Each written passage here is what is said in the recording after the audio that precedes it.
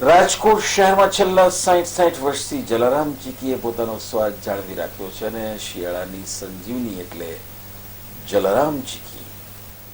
જલારામ ચીકીમાં તલની ચીકી, ગોળની ચીકી, શીંગ ચીકી, ટોપરા ગોળ મિક્સ, ગોળનો ચોકો, સાકરમાં ચોકો ચીકી, અવનવી 50થી વધારે વેરાયટી જલારામ ચીકીમાં ઉપલબ્ધ છે.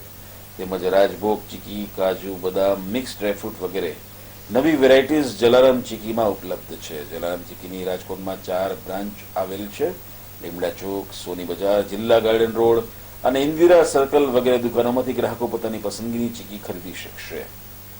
વર્ષોથી જલારામ ચીકી જે લોકો ખરીદતા હોય છે તે લોકોએ જલારામ ચીકીની ક્વોલિટી બાબતે મુલાકાત આપી હતી. જલારામ ચીકી વર્ષોથી પોતાની ક્વોલિટી કઈ રીતે જાળવી રાખે છે તે બાબતે જલારામ ચીકીના માલિક પ્રકાશભાઈ ચોટાએ પણ વિગતો આપી હતી. અહેવાલ દીપક રાઠોડ. કેમ કે વર્ષોથી આ ચીકીનું એક ધારું કામકાજ આવે છે અને સારી હોય છે. બીજી ચીકી કરતાં વખણાય છે અને કામકાજ સારું છે.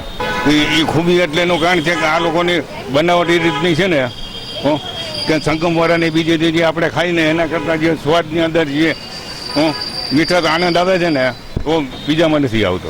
આ 25-30 વર્ષ થયા. સોની બજારમાં છે ને દર વર્ષે અહીંયાથી આ બ્રાન્ચ આવી ગયા લોકોની. 30 વર્ષ થઈ ગયા. સ્વાદ ઘણો સારો છે. વર્ષોથી એક જ સ્ટાઇલનો સ્વાદ આવે છે, એમાં કોઈ ફેરફાર લાગતો નથી. અમે લગભગ 30-40 વર્ષ થયા. સોની બજારમાં હતું, ત્યાંથી બી લેતા.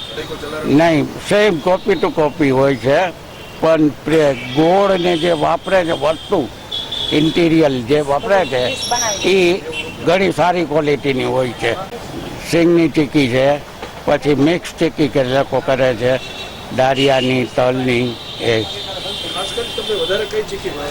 ચીકી સિંગની છે.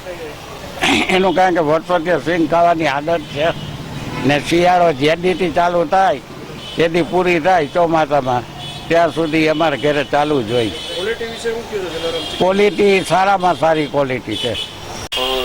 અમારી પ્રોડક્ટની અંદર કોઈ કલર, કેમિકલ, પ્રિઝર્વેટિવ આવતી નથી. નેચરલ જ વસ્તુ છે એટલે એને કારણે એકધારી ગુણવત્તા જળવાઈ રહી છે. બીજું, ખરીદીની અંદર અમારો એક્સપિરિયન્સ જે છે એનો અમે પૂરેપૂરો ઉપયોગ કરી અને કસ્ટમરને વધુ સારું આપવાની અમારી ભાવના છે, જેને કારણે ગ્રાહક પર જળવાઈ રહ્યો છે અને વધતો જાય છે.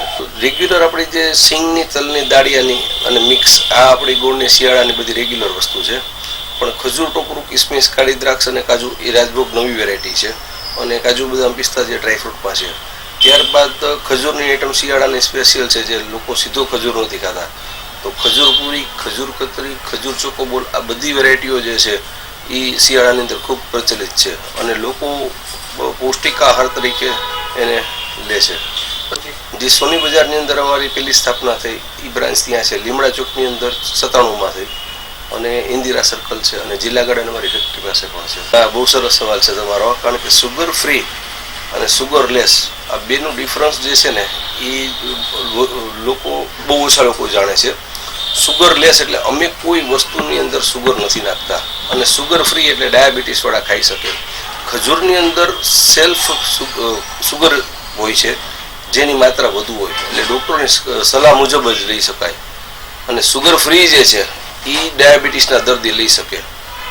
એટલે આ ભૂલ જે છે એ કસ્ટમરમાં થતી હોય છે, એટલે અમારે એ ચોખવટ કરવી પડતી હોય છે. હવે ડાયાબિટીસના દર્દીઓએ ડૉક્ટરની સલાહ મુજબ જ આ સુગરલેસ અમારી ખજૂરની વસ્તુ જે છે એ લેવી. સૌરાષ્ટ્ર બહાર અમારું ભવિષ્યનું ગોલ છે, જે અમદાવાદ અમે લઈ જઈ શકીએ.